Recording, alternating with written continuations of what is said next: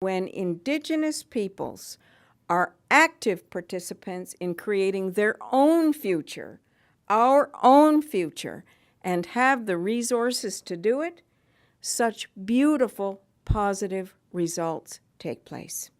I feel there is much reason for optimism because I believe the answers are known.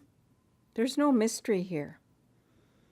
The resources required are also within Canada's means.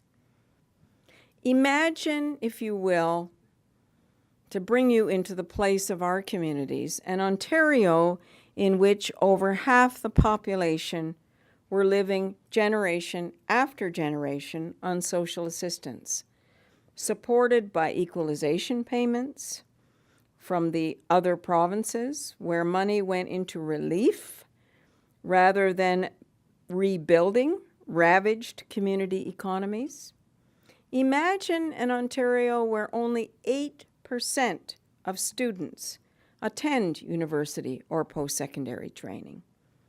Leaving aside moral, legal, social, and other arguments for change, there were and are financial arguments for doing things differently. Think of it as an investment. There's a marvelous study done in 2009 by the Center for the Study of Living Standards. They demonstrated that if we could close the gap in education and employment between Indigenous people and other Canadians, over the next 15 years, we would save $115 billion. That's on the expense side. On the other side, we would add more than $401 billion to Canada's GDP. Neither we nor government can ever forget Indigenous people were the fastest growing demographic group in Canada. I firmly believe, and I have seen enough to say that Canada is ready now to do what the Royal Commission argued for 2 decades ago. To make a dramatic, sharp break from the patterns of the past and have the courage and the foresight to establish a new relationship between Indigenous peoples and the rest of Canada. Over the years, I am proud to say we've awarded more than $65 million through 20,000 bursaries, second only to the Government of Canada. Last year, in many of your institutions, this included 161 students studying medicine, 342 in nursing, 167 pursuing business and commerce degrees, 164 lawyers. We have to have some lawyers, you know. And 261 studying in the field of education. Those are statistics you don't see in the news when you hear about Indigenous people. But that is the reality. That is the potential.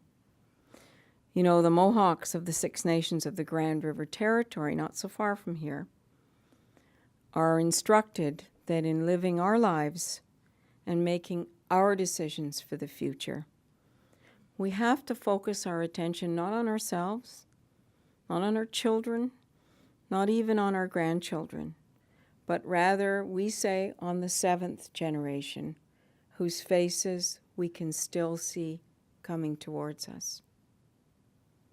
When I get up in the morning and look in the mirror and think of the 7th generation, you very quickly start to push to go beyond the mark, to go in new directions, to find new opportunities that don't always appear when you're thinking of the short term. Well, 3 years from now, Canada will be celebrating the 150th anniversary of Confederation. What a marvelous motivation. What a marvelous gift we can leave our future if by then we'll be able to say, in Canada, Canada, all Indigenous children receive an education which helps them to fulfill their potential so that they can make their full contribution to their people, their nation, to Canada, and to the world. How much nicer it will be to sing, "O Canada," that day, with that goal in our hearts and minds. 2017, in our own lifetimes.